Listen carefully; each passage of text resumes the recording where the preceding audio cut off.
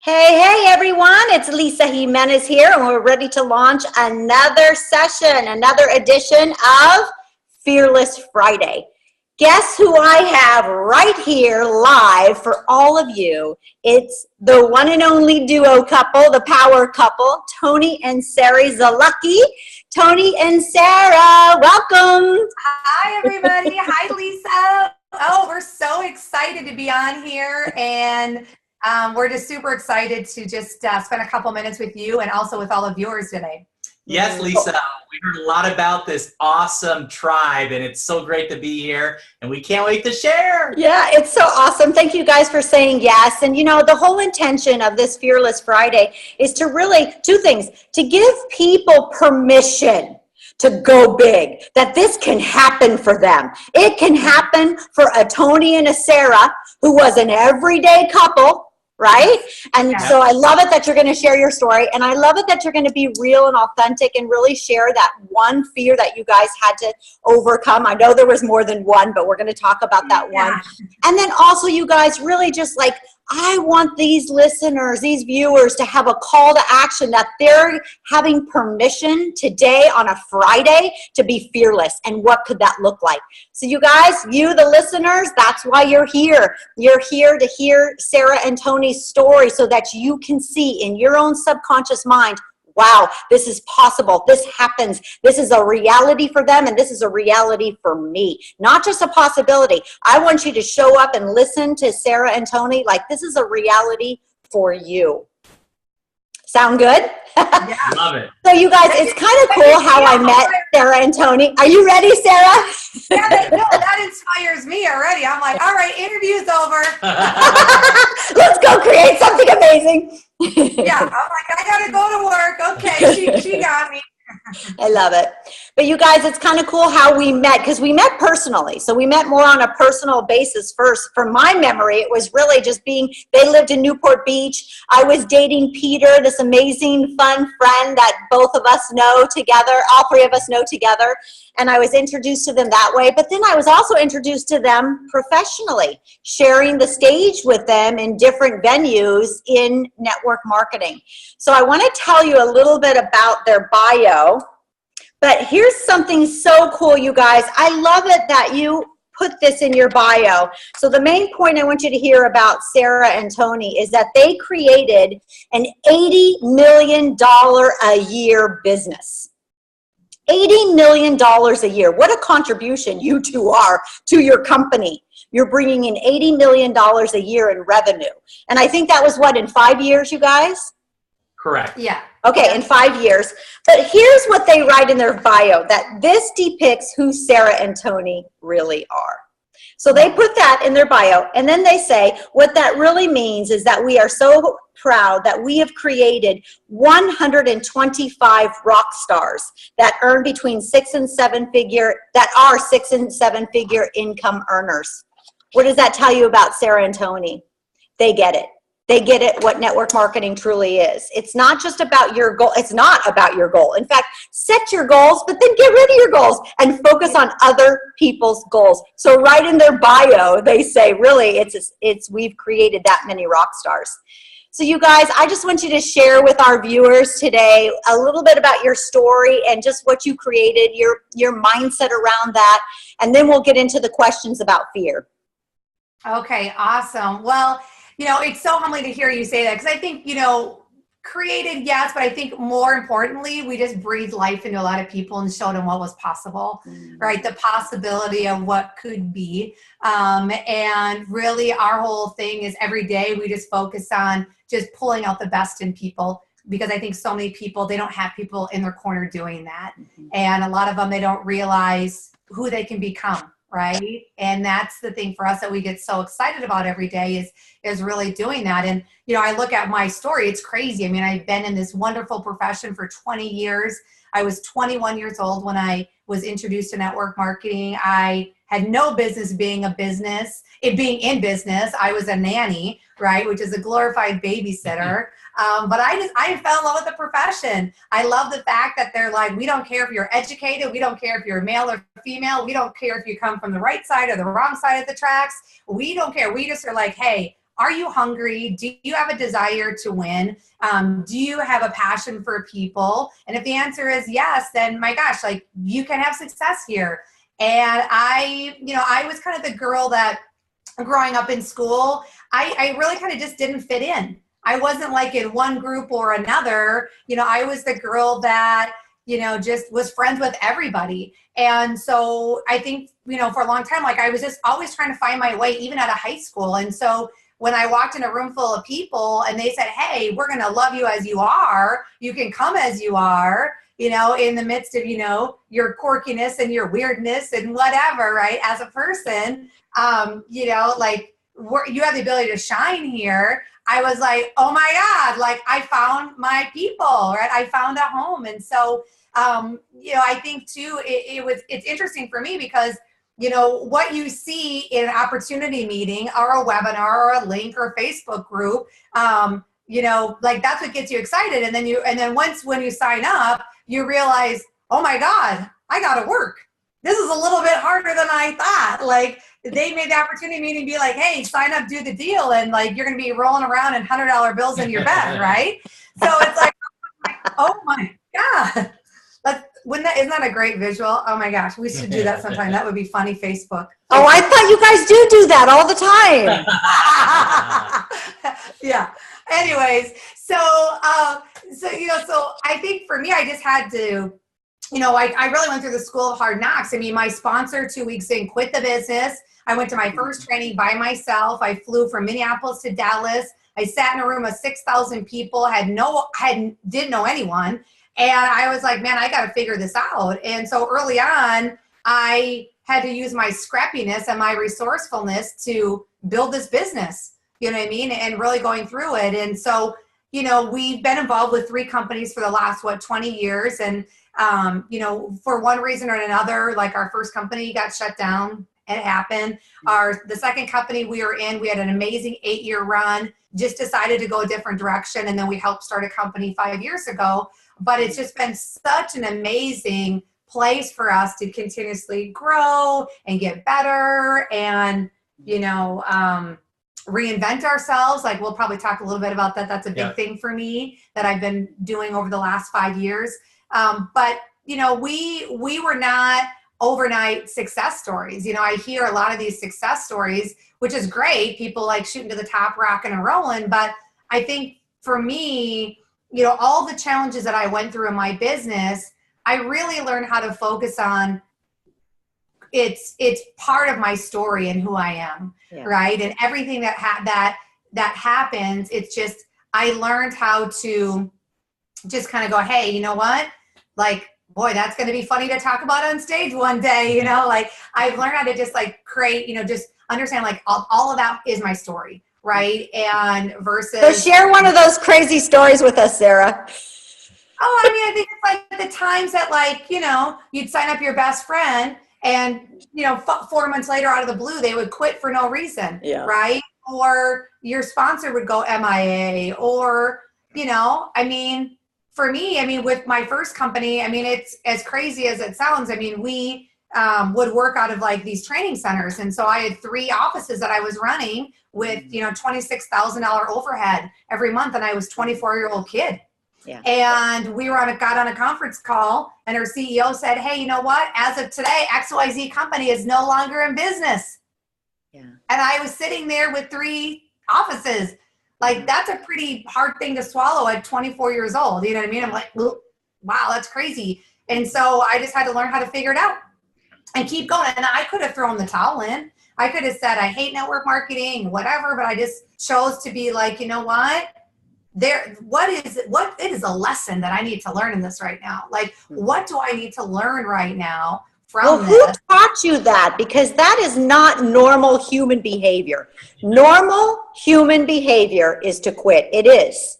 And then we might regret the choice to quit, but somebody had to breathe life in you that you're so good at breathing life into others. How did you get over that and move forward? Okay, my whole family is very stubborn. Like I'm talking super stubborn, where it's like I think like even growing up, like my parents were like, they would do whatever they need to do to save face. So I think for me, I'm like, I don't know. I think it was probably ego, being stubborn, being someone that's like, you know what? Like, I'm not a quitter. Yeah. So I think it's the ego too, where I was like, oh crap, like I got to figure this out fast. Yeah. And so I did. And I think too, it's like, I don't like quitting on things. I think too, I gotten to the point, like at that point in my life where there was a lot of things that I had quit on. And I knew I needed to break that quitting cycle. Oh, that's good. Quitting on exercising, quitting on eating right, quitting on whatever, right? Yeah. And so I just was like, I have to stop this quitting cycle. Like it's just crazy, right? And so I just was like, I'm not going to quit. And I think too, at that point, I'd been in the business for 5 years, right? So I was like, I got to figure this out. And I think at the end of the day, once you really understand our profession, it's not perfect, but it's pretty freaking amazing. Yeah. And so I'm like, so I really stepped back and went, okay, so what else am I really going to do? Like what can really bring me real residual income and real leverage? And where can I really have a platform to inspire thousands and thousands and thousands of people? Where am I going to really be able to have the passion that I have, and really make that difference. And, I went and sat on a rock and I was like, there's no other place I can really do that. I love it. And it sounds like to me, Sarah, because I've known you for some time, yes, it was this unwillingness to continue this cycle of whatever you call that, quitting or not following through, but it's also in your spirit is a spirit of a winner. Like you show up for me is you will win. You are a winner. That's your self-view. That's what happens for you. That's how it's going to go down. Like this is preconditioned in your heart, your soul, your mindset. You're a winner. And so kind of explain, how did that winning spirit get adopted in you? I don't know. I'm the girl that's like, don't put baby in the corner. Do you know what I'm saying? Yeah. I hear you, girlfriend. You and I get it. And I think our viewers get it too. I get it. Boy, Tony, you got quite the wife there. How you doing being married to her?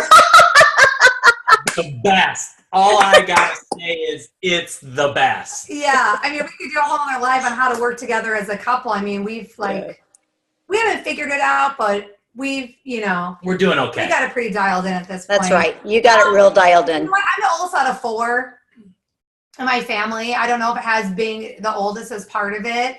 I think I was just taught early on. My dad was like, in my first job, I was 14. My dad was like, you work hard, and you know what I mean? Like that's my number one thing is our work ethic, Tony and I, is like no other.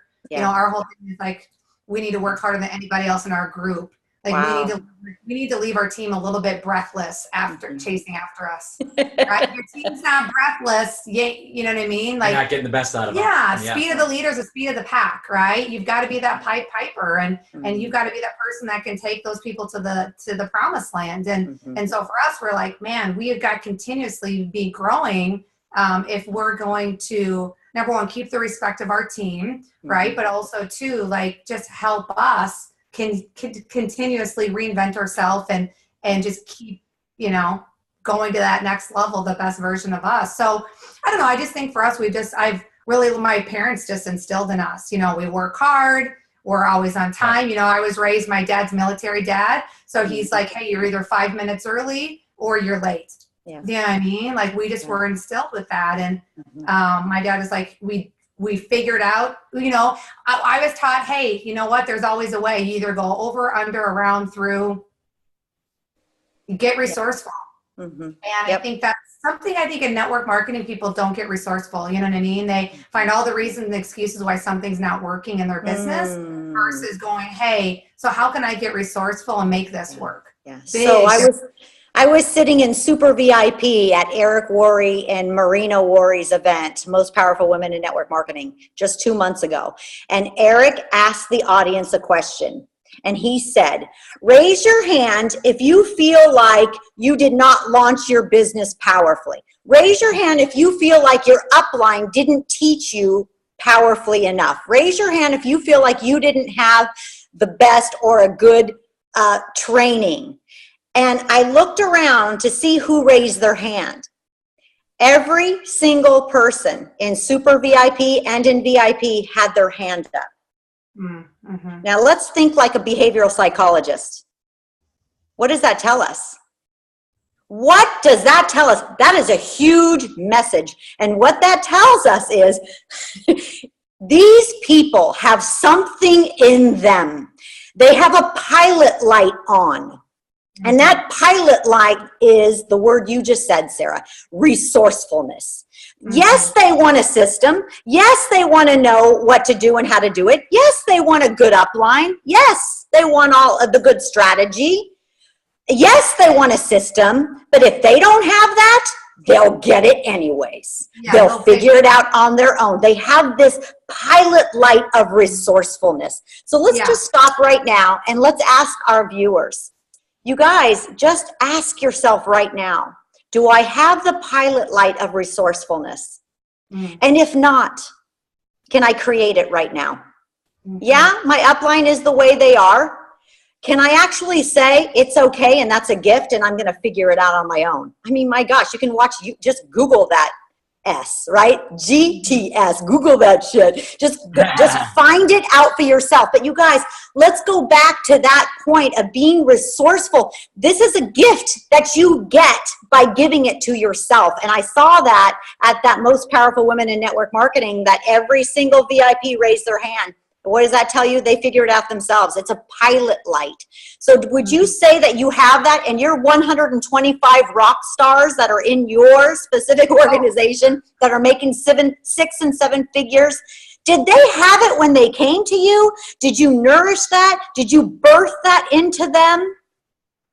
I think a lot of them, I think everybody has it in them, quite frankly, right? I think God gives it all to us, but I think some people need it to be, they've got that little light, but someone needs to like get it going, right? They need to fan that a little bit, right? And I think, I think I've had that my whole life. I think definitely some of them, they already had it, like somebody already blew life into that, and they just did their thing. But I think others, I mean, definitely you're nurturing them, for sure. I mean, we're still nurturing, but we're still getting nurtured too. Mm-hmm. Right? Tony and I we're still getting nurtured by people, as we continue to grow. So, I think let's jump into some fear conversation. So you have an organization that creates $80 million a year for your company. Yes. I know for a fact there was some fear going on, like, do I deserve this? Can I do this? Am I this kind of a leader? You looked at Sarah, Tony, and maybe you said, is this good for our family, our 2 kids? Like, tell us about the fear. What was the fear that came up that you noticed? Or did somebody call it out in you and said, hey guys, I noticed that there's some fear here? Talk about the fear of leadership. And this is a reality for our viewers. There is a fear in the human condition, and it's normal. We have a fear of responsibility. We have a fear of letting people down. We have a fear of going big in our leadership. This is normal. This is a normal fear. It's natural, but we need to call ourselves to rise up and be supernatural and create the big team anyways. Yeah. So before we get to rising up and creating the big team anyways, talk about your fear. Well, I think, for us, and especially for me, it was like the fear of, do I deserve this? Do we deserve this? Are we worthy? When is it all going to fall apart? Yeah, it's going big, but what's going to happen where the whole thing is just like a deck of cards and you pull the bottom one and there it all goes? And what really changed for us, and especially me, is when I started thinking about impact versus income. And when you really change your philosophy and your mindset every single day, and you really go, how can I serve? How can I give? How can I be the best I can be every single day to keep an incredible organization growing, but keep giving and feeding the things that this organization needs that's going to keep them blossoming. And the impact is huge, because what I think, Lisa, is we all have knowledge, and so many people are afraid today to express that knowledge because they don't think they're good enough. They don't think they can get on a Facebook Live and have thousands of people listen to them, or hundreds of people listen to them, and they don't think anybody will care. And one person, you can change their life with your knowledge and give them impact and give them a message they need to hear today that will change their future forever. And when you think of getting up in the morning and you think of having that on your heart and leading with that every single day, the impact piece, that's when everything changes. Because now it's not about you. Now it's not about, $80 million, $150 million, $1 billion, $2 billion. It ain't about any of that. It's about, okay, I can impact one who will impact another, that could impact another, that could impact hundreds, thousands, millions. Amazing. And that's the mindset shift. Hallelujah. That is amazing. Thank you so much, Tony. It's so powerful. I think there's another one for you too. Can I tell you? Please. Okay. So this is where we can say, because we're a team and we talk to each other. But I think another one too was conflict resolution in teams. Yeah. A lot of people don't like that, right? So my personality, I'm not too afraid of conflict resolution. But Tony, his personality is different, right? He's like, hey, it's okay, no big deal, brush it under the rug, we just keep moving, right? Versus like, how do we address this to help that person see what's happening, make the change and get better, right? And not have that reoccurring over and over and over again. So I think sometimes with us as leaders, we're just like, oh my gosh, like, I know we need to address this. I don't want to address this. Oh, I don't want it to be weird. I don't want that funny feeling. I don't want to feel like we're walking on eggshells. So I think it's learning how to handle conflict resolution, right? How to, diffuse dissension inside of teams, like how, working through that and equipping yourself with the tools to do it effectively in a loving and compassionate way, but also in a firm way to say, hey, like, that's not okay, right? But like, we can let's work through this together. Because that's, it's all people, right? I mean, I heard somebody say once, the only thing that's, bad about network marketing is we all have to deal with people. Yeah. It's the challenge, people right? business. You get everybody. I hear you, and I want to share, I made a mistake last year, the latter part of last year, and it hurt some people in my team. And my upline came to me and he said, Lisa, I know your heart. I know you have a heart of love. I know where you're coming from. And what you did hurt a lot of people. And here's my thoughts for you and my coaching around cleaning it up. And I thought that was just such a brilliant way to come to me and have conflict resolution, because it was true. I made a mistake. I hurt some people. But he came to me with how he sees me and who I am as just this woman of love and contribution. But I make mistakes and I hurt people's feelings and I say things that's wrong sometimes.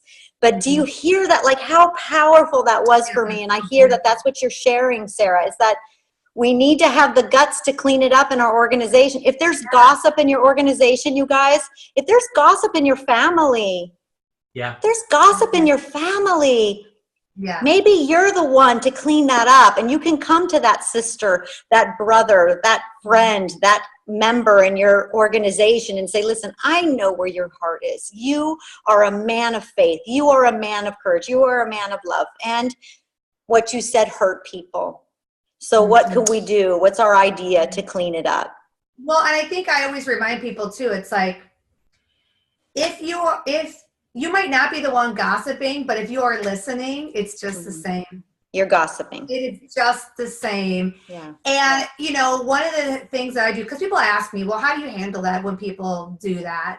And I'm the first person to say, listen, so are you coming to me and telling me this because you need help with a solution? Are you coming to me because like, hey, let's call so-and-so right now and let's handle this? Yep, that's it. That's what we put in our culture. If someone comes to me and complains about someone, Upline or downline, I say, well, let's get them on the phone. Let's clean it up. And then sometimes they're like, no, I'll resolve it. Yeah. And so I think that's important. And that's a culture thing too, right? So it's like, if you feel like there's a lot of gossiping, well, then it's your job as a leader to set that culture and set that tone. And people know for us, they're like, we don't really go to Tony and Sarah with that because they know that we are just like, we don't listen to it. You know? Okay, so let's stop right here in the conversation and talk to our viewers again. So you guys, here's a call to action. I want you to decide ahead of time what kind of culture you want. Yes. Maybe you have several thousands of people in your organization or tens of thousands of people, and you've never decided what kind of culture you want. Today's the day to do it. Maybe you have 1 or 2 members. I want you to give yourself permission today, right now. Today's the day to do it. Create your culture. Everything is created twice. First in the mind and then in the physical realm. So create your culture today. And then be the woman, be the man who attracts people that are aligned with that culture. But you guys, you got to decide first. You can't be building your team and you're like, oh, wow, what kind of culture do I want? No, this is being proactive. Give yourself permission to create the team of your dreams by deciding now, today, what kind of culture you want. Specifically, like maybe you have 10 things, 100 things, and then subsets below those sets. Like, get deep with this. Clarity is power. Get clear with this. Create it first in your mind and your heart, and then just watch who starts showing up for you in your prospecting. I mean, I actually even do that. I mean, I tell people, I do a brain dump, get a piece of paper out and say, you could do 2 things. Number 1, I would do what does your team want to be known for? Right? What does your team want to be known for? And write it out and put it on your refrigerator, put it in your office, put it wherever. So every day, that's what you look at, right? So then it's like, it's how you behave, it's what you do, it's how you are, it's what you're striving for. But also too, I did a piece of paper that says, what is Sarah Zolecki known for? What does Sarah Zolecki want to be known for? What do people think of when they think of Sarah Zolecki? And write those down. And those are things that I am, that I'm striving for, that I'm moving forward on. But those are the things that help me continuously grow. What is it for you, Sarah? What's your I am statements? Oh my gosh. Do you want me, they're on my phone. Can I read them to you? Yeah, go for it. Okay, awesome. I'm going to start with mine while she finds them, because I keep these little blue cards. I got about 25 of them here, and they're at my bed desk, where my desk is, by my bed, in my car. But here's what I read every day, 3, 4, 5 times a day. My self-image will shine throughout me as a kind, positive, caring, compassionate, appreciative, friendly, humble, honest, sincere, down-to-earth man. So that's what I'm reading. Wow. Another one. I appreciate and enjoy the lifestyle spiritually God gives me and guides me inside and outside as a well-rounded, faith-driven individual. Wow. Oh my God. So mine are kind of long. I actually have like 25 affirmations I read to myself every day. That's my OCD. But that's important. I can read these quick, okay? Every day in every way, I'm getting better and better. Yeah. I am a success magnet. I am in charge of my life. Successful people are being attracted to me. I have created the perfect business for myself. I picture abundance for myself and others around me. I'm in excellent spiritual, physical, and mental shape. My income is constantly increasing. I will persist in all that I do. I focus on what is truly essential. I am committed to results. I am proud of my achievements. I am powerful. I live in the present and enjoy every moment of my life. I am generous with the money that I have. I know the law of demand and supply works. I am creative. I attract good, kind, hardworking business partners. Large sums of money come easily and frequently to me. I give value in every project that I take on. My personality is radiant with confidence, certainty, and optimism. I have a magnetic and dynamic personality. All of my thoughts, plans, and ideas lead me straight to success. People love helping me build my business, and I appreciate them. I am happy and grateful. Amen. And so be it. You guys, that's just absolutely incredible. Your team is so blessed. And Hudson and Ava are so blessed to have parents like you. Yeah, they don't know it yet. They don't know what they walked into. Hey, Lisa, Hudson's running around the house. He started this a couple years ago. I'm a leader. I lead. I'm a leader. Yeah, it was so funny. I'll tell you a super quick story. So it's so funny because, well, you got to tell that winter story, okay? Super, what she said. Okay, so real quick. So Hudson, about 2 years ago, when he was like 3 years old, he was at his little preschool, and he came home, and, you know, he's so funny. He's like, he wants to be the first to put on his shoes, the first to get out. Like, he wants to walk out the door first before anybody else. He wants to get in the car first before anyone else. Like, he's very competitive. Shocker, right?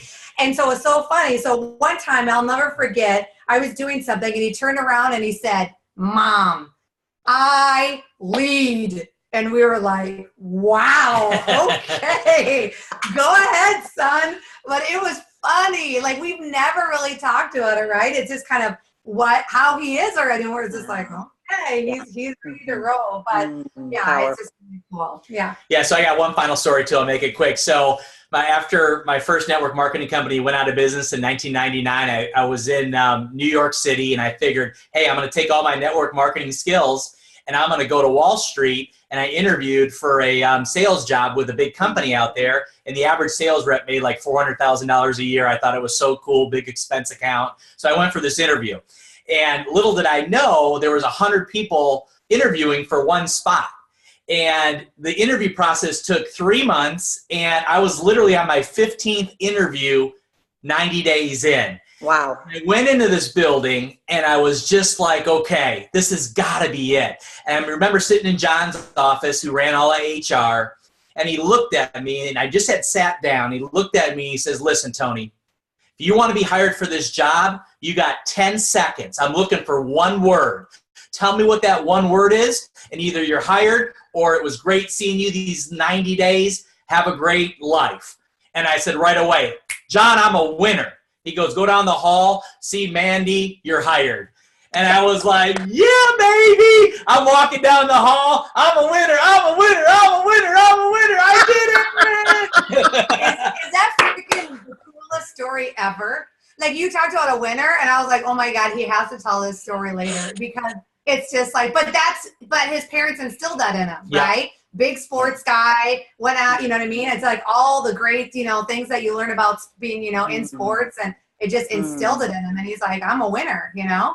I love it. I love it. Oh my gosh. I'm a winner. I'm a winner. I'm a winner. So you guys, here we go. In closing, we want to kind of sum it up. I'm going to ask you to close us out today in just a minute with like your power mantra. I love the I'm a winner. So maybe that's it, and that's good. Yeah. But I want to give like a true like completion, like focus area for our viewers and listeners. So here it is. And it is, what I heard is the two biggest fears that the two of you called out, broke through, and continue to break through. The first one, worthiness. We all have worthiness issues. Everyone does. And you guys, this is normal. If you heard anything today, it is that these fears are normal. It is up to you and I to give ourselves permission to view these fears as normal. This is the next evolution of our human experience, right?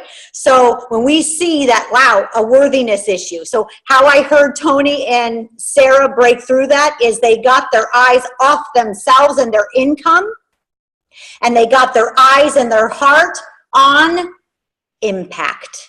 Yeah. Impact. Yes. I am an impact. It's about impacting my team. And just proof of that, they say we have 125 rock stars making 6 to 7 figures every single month, every single year. Instead of saying we are this, it's all about the impact that they're creating on their organization, on their team. And then the other thing was conflict resolution. That's huge. A lot of you listening to this, viewing this, you are afraid of hurting people's feelings. You're afraid of leadership for what you'll be judged for or what you have to step up and take responsibility of. It's worth it. What I hear from Sarah and Tony is this is part of building a healthy, beautiful, pure organization, and it's worth it. The solution for that is to give yourself permission to create your culture, vision, and visualize your team, your organization before. So you're living into that creation, and just watch who gets attracted to you. And then the last thing was those powerful I am statements. Did you hear, you guys? Tony, Sarah, they walk around with these cards. They go to sleep with these cards. They have an interview with these cards. They take their kids to school in the car line with these cards. So this is retraining the brain. And when do you need to retrain the brain? Until you've arrived? No, you never arrive. It's brushing your teeth. It's taking a shower. You walk around with your cards every single day. You retrain your brain and expand your possibility and your mindset and your consciousness every single day. So mine is, I am divinely guided. I am a space for other people's greatness. I show up joy, pure love, laughter, and fun. What a privilege, what a blessing to be alive at this time, aligned with Holy Spirit, making a difference for everyone I see. I am divinely guided.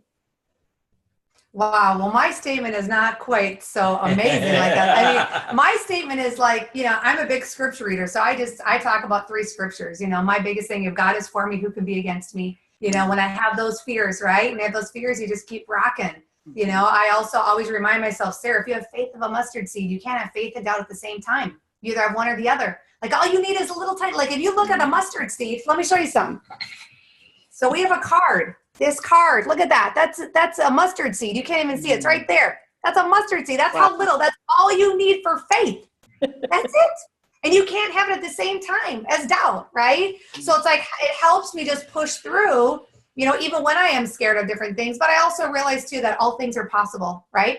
Through God, who strengthens me every single day. So I know that when I'm, weary, when I'm tired, like I can lean on his strength and he keeps on going. And every day I just am so grateful because I'm like, man, I am a valuable servant every day. That's how I lead my life. And so that's my mantra. Mine is, I am a winner and I am a blessing to this magnificent world. Yes. Oh my gosh, you guys, I am so jazzed right now. I'm like revved up.